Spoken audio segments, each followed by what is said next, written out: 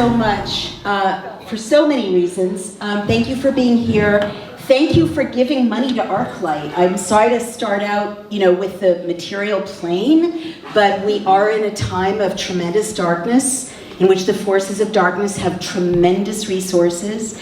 I think it's prescient that the founder of ArkLight, the builder of ArkLight, knew that we would need an arc of light, and we have to get through this time, and it does take resources to do that. So that's why I am especially honored and happy to be here for a fundraiser, because it's recognizing that this is how we build, in addition to morale, in addition to love, in addition to community. I also want to thank you because you saved my emotional life in a way. I only visited once or twice in the depth of winter of 2020, but that was when the global freakout was at its most psychotic. And, I, at that point, was with my husband, a wonderful, very talkative Irishman, and an elderly dog in the middle of the woods in Columbia County. And I was being told that the world would kind of never be one of humanity and fellowship and households beyond our own. And while everyone was being propagandized in my former social circle in the liberal elite enclaves of New York City and Washington and the West Coast and so on, I came here once or twice, and it was like Alice in Wonderland, stepping through the looking glass. It's like, oh my God, here are children and dogs and vegan tofu casseroles, and people are singing and they're hugging each other and they're fine. And that was like the scales falling from my eyes. And I remember thinking, thank God, if I didn't see this with my own eyes, I wouldn't know it was possible. Some of you are also kind of notorious in my personal history because I was so angry in the depth of that winter that my governor was saying more than 6 people could not gather, and that's so un-American and unconstitutional that I sent out a call, and my synagogue wasn't open, right? And I just said, someone come over. I think I sent it on Twitter, and an old friend contacted me, and then a bunch of strangers at my invitation showed up at my house for a potluck. It was like a renegade, dissident potluck. They were all lovely, but also, and I put it on social media because I wanted to show, what, fuck you, we're gonna gather in New York State. You are not going to take our First Amendment rights to assemble away from us by fiat. It was a lovely, lovely evening, but it also, in the circles I used to inhabit, was like this, you did what? But again, it kind of saved my life because it was a thread back to what I remembered of human community. And the last thing I want to say is I grew up in the Haight-Ashbury. I'm the child of 3 generations of hippies and proto-hippies and, post-bohemians and radicals from the old country. So when I walked into ArkLight, I thought, oh, here they are, my people. So thank you. Thank you for welcoming me and my family. I do want to take the time that I have with you tonight to kind of have a really serious conversation with you about some more tough things that have to be recognized and dealt with on the political plane. So I want your permission to go ahead and kind of take you out of the warm fuzzy moment and into the we're fighting a battle moment, and this is what's required from my point of view. Do I have the okay to do that? Thank you. All right. So some of you know my work. 12 years ago, I wrote a book called The End of America, which predicted that all this would happen if we let it, and it did. And in that book, I pointed out that there is a game plan that tyrants use. It's well developed. Tyrants on the left use it, tyrants on the right use it.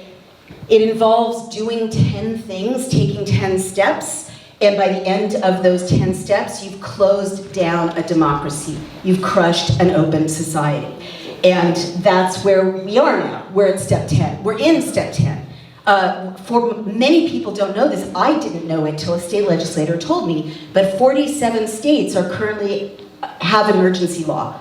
And our own state of emergency in the state of New York has been extended again and again, this time for, medical reasons, nonsensical. But this is the definition of step 10. It's not, our democratic rights, our legislative processes are not intact in 47 states in this country. And around the world, it's even worse. Pardon me, it's toasty. We're struggling here in the United States in ways I'll get into more detail about. In Australia, people are beaten when they leave their homes. Austria just announced that they were shutting all unvaccinated people into their homes, and now there's a nationwide lockdown again. Ireland was just told they have a curfew at midnight, so the dark days of tyranny are not behind us globally. So what I want to tell you is that we're in a war. It's a new kind of war, excuse me. And I think Kat kind of gestured at this. I know Mark Crispin Miller will speak to it. Kevin also speaks to it, Kevin Jenkins. In different ways, we're kind of all describing the same phenomenon, but basically our enemies have figured out how to wage war upon us without, it's not a shooting war. My husband's a veteran, and they refer to shooting wars, and then they refer to classical Cold War subversion and tenderization of the enemy. And it's the latter that we're being attacked by. So rather than a shooting war, which is really kind of wasteful, costs a lot of money, you sacrifice your people, we're in a war which, in the School for the Americas, they teach Americans to do this to countries overseas, and karma's a bitch. I'm not saying we deserve it, but the same techniques of subverting other democracies, taking the leaders off the chessboard, creating an environment where you can't tell truth from lies, propagandizing the population, creating punishments, suppressing the rule of law. Now that's happening to us, and it's happening to people around the world. The war is against the West, and the war is against democratic open societies and the rule of law. And it's through what the CCP calls asymmetrical warfare, where, again, no shots are fired, but our institutions are being subverted and dissolved. Our cultural norms are being subverted and dissolved. Our right to touch each other, and I'll get to that, is being destroyed by fiat. And I have a theory about why this is happening, and I'll speak to it if you want me to.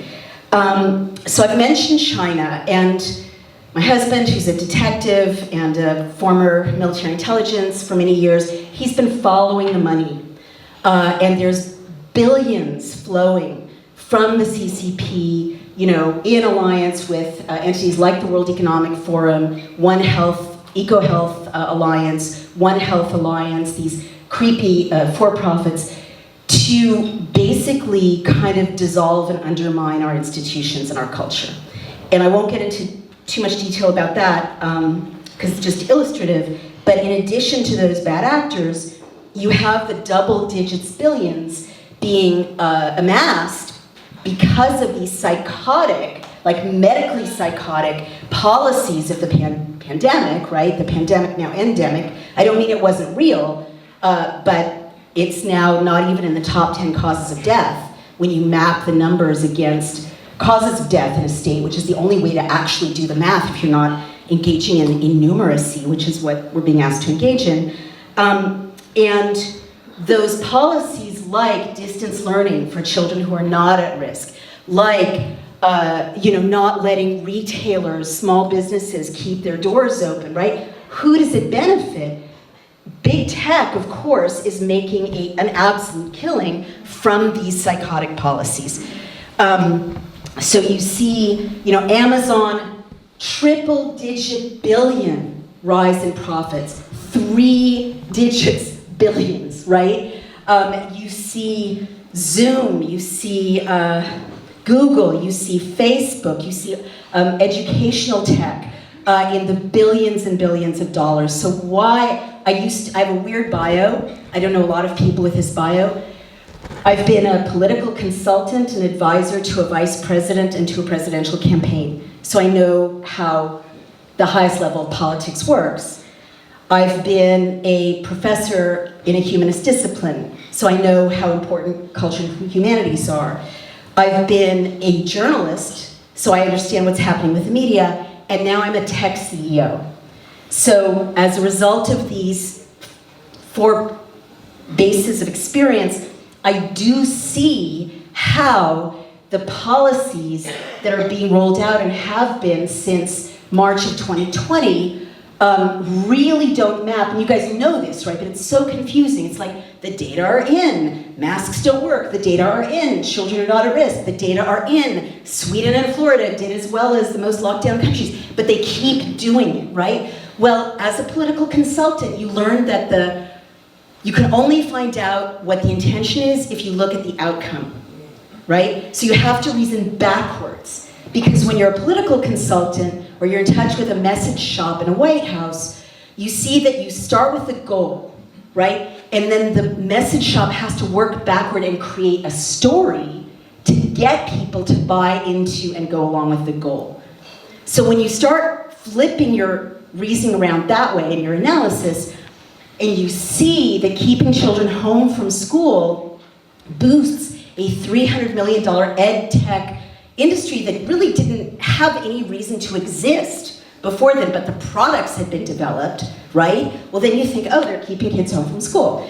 And when you realize, and this is the mind-blowing insight, which I'm just going to share with you, even though it's the center of my new book, because time is short, the meta of the tech war on the human is that when you're in the tech space, when you're building tech products, you're always trying to get human beings to stop doing things in human space and to come onto your platform to do them instead.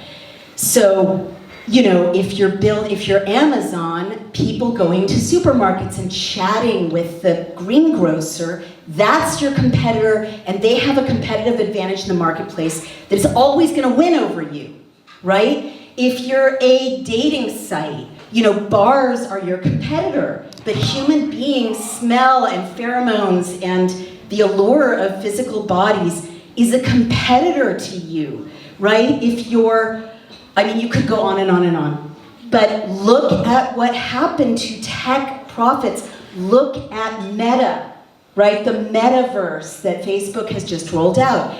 If you mask people and force them to keep a distance from each other, you have wiped out the competitive advantage that humans have over machines.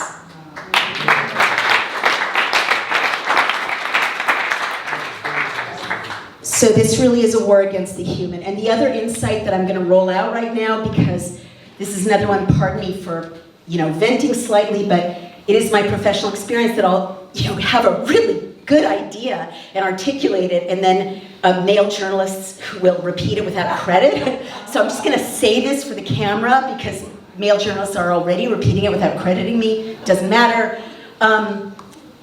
What is also happening, right, the boosters.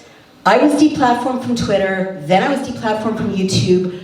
My book about how a pandemic in the 19th century in Britain led to state control of everything was canceled back in 2019. You know, I've been deplatformed and deplatformed. Every time I get it right.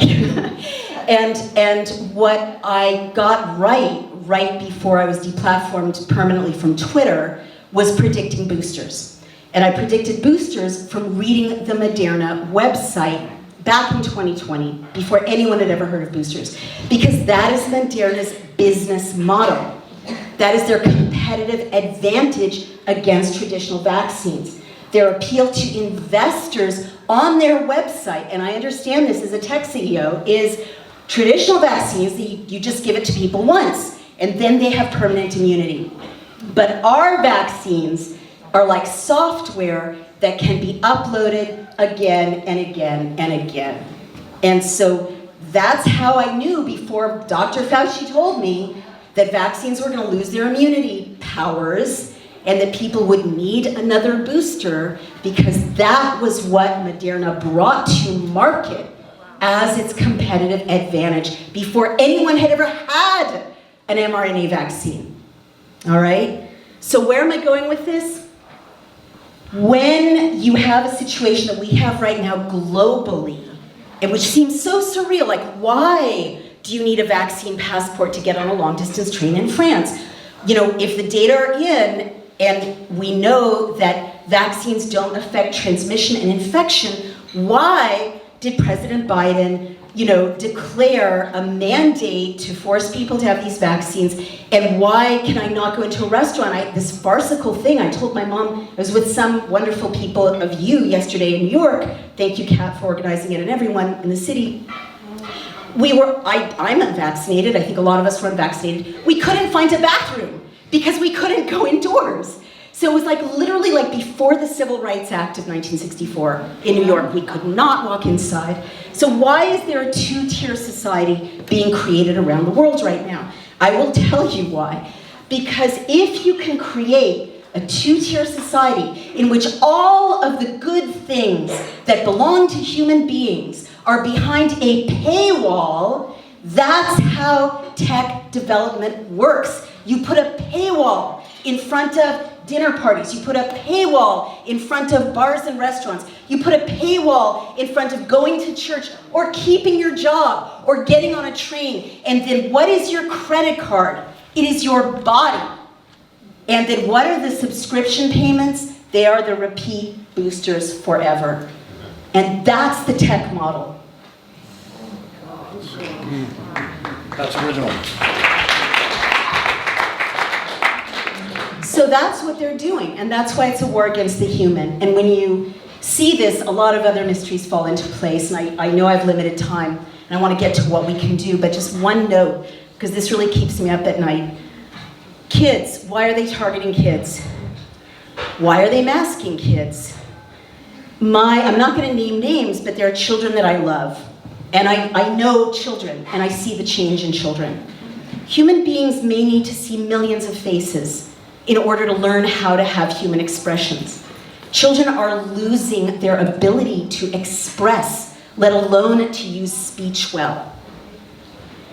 And every educational institution that's complicit in this is gonna face their maker someday.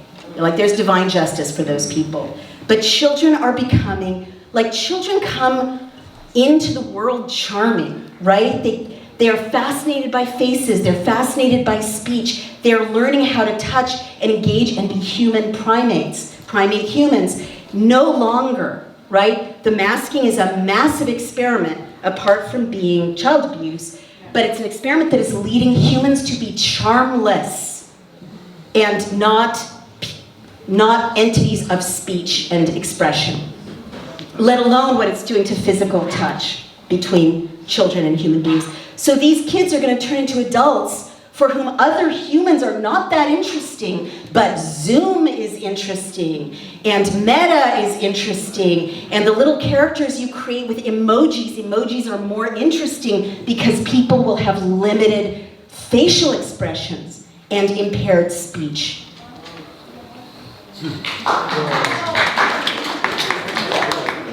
So I know that these are traumatic subjects. I have limited time. I want to go now to what we can do, what we have to do.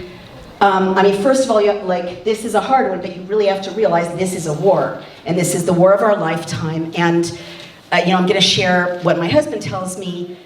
Often I wake up and say, this is too awful, I can't do it, I'm exhausted, I can't go on, why haven't we won yet? They keep coming at us. And he points out that most wars last 4 to 8 years, and that the Revolutionary War lasted for years, and war is not a battle. And that I have to snap out of that mind space of, I can win this one, like I win a debate online, no, we're in this for years. And that should inform our strategy. The other thing, and it has to inform our emotions as well. The other thing I want to say is that we are really blessed in the United States with something that other countries don't have, and that is our state system versus the federal system. Our founders were so wise, because what's happening right now is that the federal government is the mechanism for the tyranny. I don't need to spell that out. I voted for him. whatever. We're beyond partisanship now, as Kat so wisely said. But it's at the state level that we can effectively fight for freedom. And so that's why my platform, Daily Clout, it exists to teach people how to use democracy. It is a digital way to lobby, especially important if we're kept from being in town halls or in protests.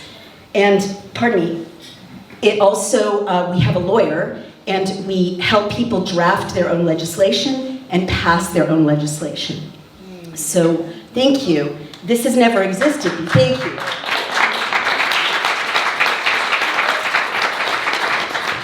Thank you. This has never existed before, certainly not in the last 150 years, but it's been incredibly powerful. There's a reason that it's not just me, it's not just Daily Clout, but it's been effective. 27 states now, as you may have noticed, have passed anti-vaccine passport laws. Well, that took lobbying. That took hundreds and hundreds and thousands of people sending our model bills, other groups were also organizing, to their legislators. It took people showing that this was an issue that would cost people their seats, okay? Because what you have to know is all the money that flows into politics can't buy an election. It can buy awareness, right? But it's people actually going to the polls they haven't been able to buy yet. So when people show that they can draft their own bills and they can become their own lobbyists, it really shifts the chessboard. So you've seen headwinds, you've seen a change. This used to be a marginal, very, very marginal, easily dismissed discussion. Now, in Virginia, we were very active, shining a light on the health freedom voters, the moms and dads worried about kids in school, and I believe the health freedom voters and the moms and dads flipped that election. And I think I think you can see messaging from opponents of medical tyranny. I'm not going to get all partisan. We're beyond that, as I keep saying, but they've seen that this is the issue for 2024, as we've been trying to show them, in 2022. So what I want to say to you guys in the health freedom movement is you have an incredible gift, which is you are a kind of a sleeping giant voting bloc. Respectfully, I don't think you're very well organized right now as a sleeping giant voting bloc. I do want to talk about that if you want me to, or we can do it another time. But, well, okay. But on a positive note, there really are millions of you out there. As Kat said, it's my experience too, people from all walks of life are joining you, as these medical imperialism, as I call it, cracks down on us. So I think it's incredibly urgent for you guys to organize effectively as a voting bloc and be trained to kind of speak effectively, manifest effectively on a national level, and then this can be a model globally as a voting bloc. And when you see groups like the AARP does this, civil rights movement did it, LGBTQ rights activists did it, when people really organize and show their power as a voting bloc, you do get change, even if vast vested interests are opposed to you. So I guess what I want to say is we have to fight this fight at the state level. We have to keep fighting at the state level. The way the states go, that's the way the country will go, but absolutely when there's action at the state level and change in the media, it affects the consciousness of judges. And you've seen some very important decisions recently, the Fifth Circuit decision in Louisiana, and the subsequent decision to stay the mandates. That wouldn't have happened 6 months ago. And it happened because of a change in the climate that wasn't organic, because all the propaganda is going the other way in the media. It's a change in the climate brought about by a lot of incredibly hard workers, many of them here tonight, others across the country, who were targeting the voting process and the media. Let me quickly say, I guess, two things. I was told I would be given a note of time. How am I doing for time? Anybody have a time check? So this is one of the things I want to talk about. Never mind. Yeah, so let me know how much time I have. Guys? 10 minutes. Okay.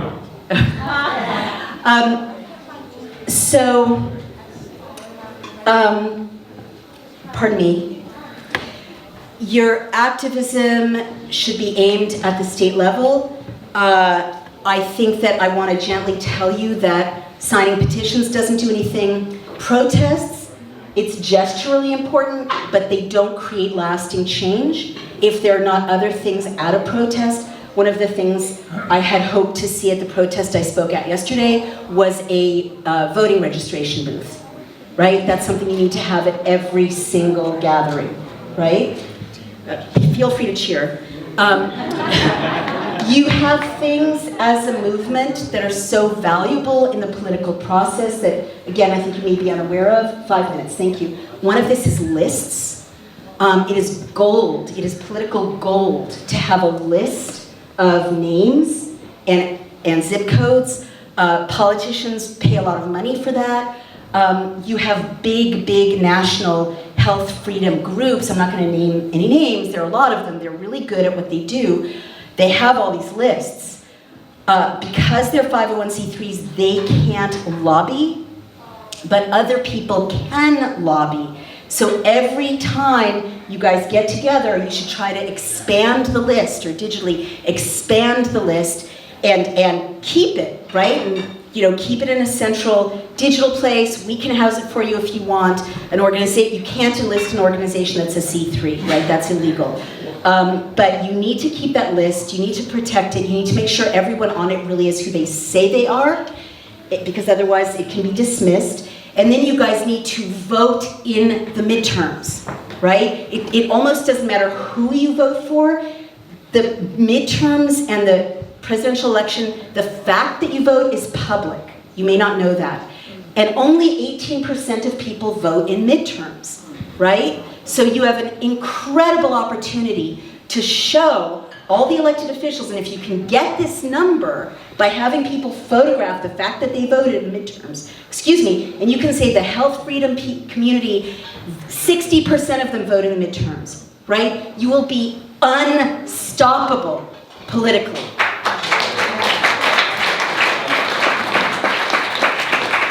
I want to quickly talk about a couple of other hurdles, and forgive me, life is short, we're in war, I have to be honest with you. The health freedom community, from my humble experience, is somewhat traumatized in a way that's not helpful right now. I'm kind of asking you to snap out of it, or do whatever you need to do to snap out of it. And here's what I mean. I keep hearing from the health freedom community, oh, we're silenced, the media won't cover us, we get deplatformed. That is true. The minute I affiliated with you guys, I got deplatformed, lost my career, lost my status, used to be a darling of the media, no longer. It's fine, I'm standing on the right side of history. I know you're telling the truth. However, we're in a time, I've also had the experience of saying to the health freedom community, I have a site that reaches almost 250,000 people every time I post something. Send me your videos. Send me your blogs. Send me, turn on your phone for 3 minutes at your rally or at this event or this video or whatever. It is like pulling teeth, respectfully. It's exhausting. Either it doesn't happen, people don't do it, they do it but don't follow basic instructions about who are the speakers, what are their names. There's simple things to make content like that usable for journalists, producers, editors. And for whatever reason that I think is cultural, you guys assume many people in the health freedom movement assume there's no point in just producing video that is identifiable, that has a date on it, and a few bullet points saying what it is, who are the speakers, so that people can verify. Did this happen? We're in a time of so much fake news. A producer has to say, who is this person? Are they real? Are they really in the New Hampshire courthouse? I've been pranked. I don't want to go into it. It was a porn star, but right? This is so easy, right? And I have had the experience of doing trainings, teaching communities how to do this, and then not seeing any change. So I guess I'm asking you to please, it's so beautiful here in 1968. I love it. I want to be here forever, but you kind of have to snap out of it sometimes, right? And that means check the time, name the thing, get back to the person, keep the media lists. You're in a time when people are losing faith in legacy media. Non-mainstream media is expanding. We grew 12. I don't really see that much strategic partnering going on, And I highly recommend it. Call yourself a thing that is the meta thing, and then reach out to the Catholic Church, reach out to the Hasidim, reach out to the truckers, reach out to the nurses, reach out to the dissident teachers. You don't have to agree on everything. You just have to agree on one piece of legislation. I can give you that model legislation, and you can pass it and pass it and pass it because of the numbers of your affiliations. You don't have to ever see them again after this, right? If there are things you really don't agree with, but you're not losing your identity by creating strategic alliances. I think I've covered some of the main points, and I guess I just want to conclude by saying it's really an honor to stand with you on the right side of history. Super exhausting as well, and so be aware that leaders burn out as well. You know, your own leaders probably burn out as well. I'm super tired, and so anything you can do to treat the people who are out front as human beings and just like acknowledge them, give them a glass of water, thank them, see if they need someone to look after their dog, you know, if they're traveling around the country, just don't objectify people who just step into the role of seeming to have a lot of power and resources. Because we're all scared, we're all tired, and we all need community. I just want to share that. Thank you. And then I'll just conclude by saying, pardon me, I do think, you know, in addition to the political plane that I've been speaking about, there is, I think there is a spiritual battle going on. It's the only thing I can understand. The nature of this evil is so intelligent. It's almost beyond a human intelligence. So I really do believe that we're facing, I didn't used to believe in satanic forces. You know, I'm Jewish, we don't have a very well-developed or thoroughly developed ideology or cosmology of satanic forces. But I'm kind of believing that there's God these days because the satanic forces arrayed against God are so complex, you know? So there's gotta be, it's like, they gotta be over the target somehow. So I do think that, you know, we're called to be brave on a spiritual plane and not just a material plane. And I'm scared when I see people I used to work with and love and respect be so cowardly and given to evil so quickly and easily without a fight. And I do believe there is divine, you know, order eventually. But I think we showed up on this planet at this time because we all have a role to play in remembering what it means to be human, remembering community, and carrying the light through this dark age to a new rebirth, hopefully. Thank you so much.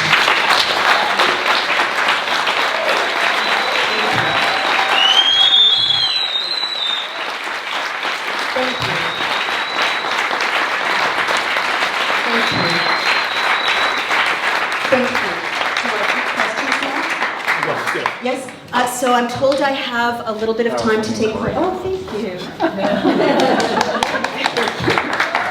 Thank you. That would be illegal in 6 months if we don't. So does anyone want to say anything, raise an issue, ask a question? I have a question. Yeah. Yeah, can you...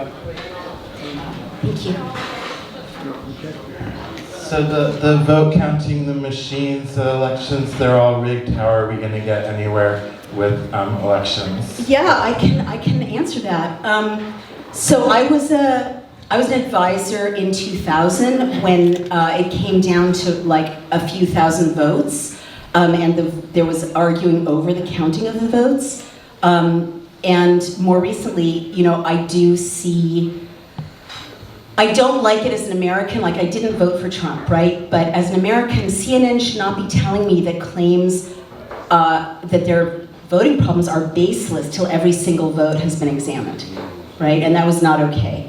So there is clearly, I mean, Mark Crispin Miller, who's here with us tonight, is one of the great pioneers in this area. He wrote a book way ahead of the curve about vote tampering and vote exploitation. You should talk to him about this, but the bottom line, as I understand it, is that they can mess with the vote, but not if there's a massive margin.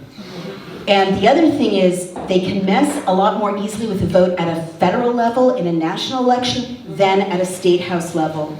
And at a state house level, you guys really, like, it takes 50 or 100 people to pass a bill. I was in New Hampshire when HB 255, banning vaccine mandates in New Hampshire, was being debated, and it literally made a difference that we helped a single expert get there to testify. And it made a difference that we were there filming and doing this to the legislators sitting in the front, right? Because they knew usually this stuff happens in darkness. So at a state house level, like, don't worry, like, the federal will take care of itself, but if you guys are so strong at the state level, you're gonna bear all ahead of you, because this is what's happening. Biden is losing political capital. It's not a partisan observation, and it means, and this is how politics works, it means that Democrats are peeling away from supporting these super unpopular mandates because they want to survive after the Biden administration may be no more. So you need to show your strength at the state house level, and also count the vote, right? Be vote observers. There's no reason not to. Photograph your vote. It may be illegal in some states, but you can leak it to supportive journalists, without your name.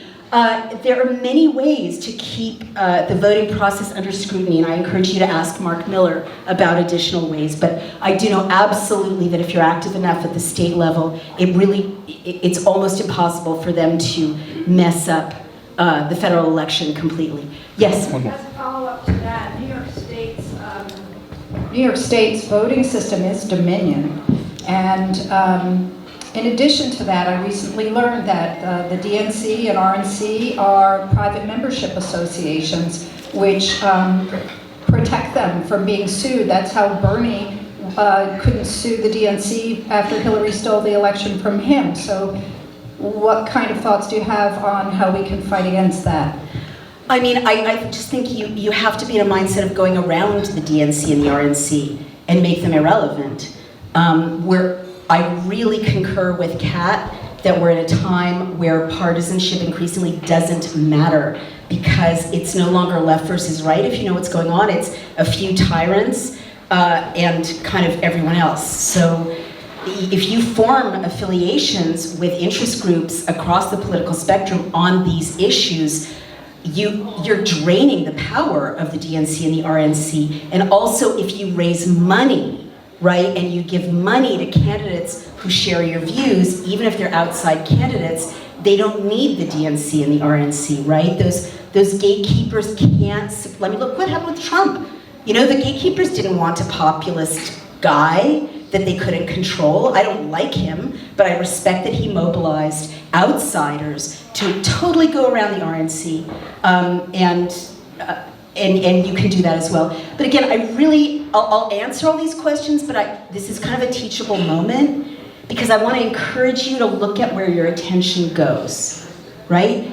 And I'm not blaming anyone, and you have good questions, but your attention, for a lot of good reasons, goes to the structures keeping you from being powerful. And what I want you to also be thinking about is, who in this room wants to run for city council? Who in this room wants to run to represent this area in Columbia County? How do we get our guys and girls, you have a sympathetic sheriff, a constitutional sheriff. How do we support that person so that he is not in danger of not being elected? I don't know enough about him, but if that's a good candidate, you have so much power in this room. And I want you to look at yourselves and think, okay, who's gonna run? And how do we raise money for that person? How do we mobilize for that person? It is not difficult. And I can put you in touch with people who can teach you how to run, but that's what I want you to be thinking about. How do you own, New York State, if you're not going to yet own the United States of America? And you can do it.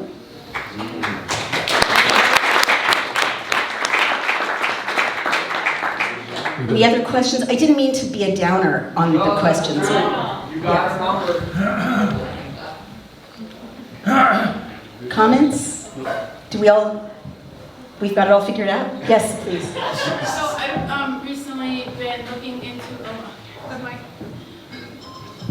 I've been recently looking a lot into the work of Audubon rights and the movement to basically rebuild the original structure of this country and have the corporate entities that are running everything become irrelevant because we're creating that structure. And I'm wondering how much you know about that and if you can speak to that. Sure. Well, that's a wonderful question. I don't know about that particular writer, but you know, we definitely do need to create alternative structures. I don't agree with, and I also come from the left, I don't agree with tearing down institutions in order to rebuild them, because our founders' vision was quite beautiful, even if history didn't live up to their ideal for very much of our history. However, for example, Columbia County is really well positioned, or wherever you are, Dutchess County, New York City, very well positioned to create, and it's someone else's idea, but we want to do it at Daily Cloud, a green book, right? Where basically, you know, that's where we're at.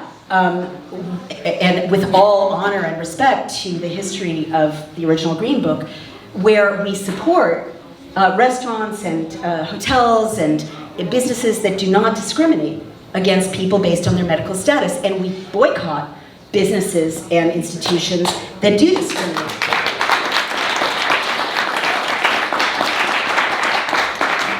So boycotts, or economic boycotts, are very, very effective, and there are a lot of women leaders in this room. Women spend 70 cents of every consumer dollar, and when women boycott things, it really makes a difference. And look at, I mean, I grew up with the bringing down of apartheid, and it was through economic boycotts. The LGBTQ community has used economic boycotts really well, state by state, with like the travel dollar. And if we, you know, launch a statewide economic boycott, you can send me your list of businesses that do and don't discriminate, and I will keep that list and make it public and send it out to our 250,000 readers. You know, or you can do it yourselves on your own website. You have to be careful because you don't want to say directly that they're breaking the law by not discriminating, but you want to send so much business to the good guys, and you also want to call the corporate offices and tell them when you're saying, I'm never going to stay at a Hyatt Place again because you're making staff wear masks, or you say nonsense about vaccination, tell them, just call the corporate offices. It makes a huge difference. They count every phone call as representing 10,000 consumers. And if you do it in an organized way, you know, get together, you know, once a month here, have cookies, get on your phones, call the corporate offices, and tell them that you're moving your money. You know, it's that simple, and it's going to make a difference.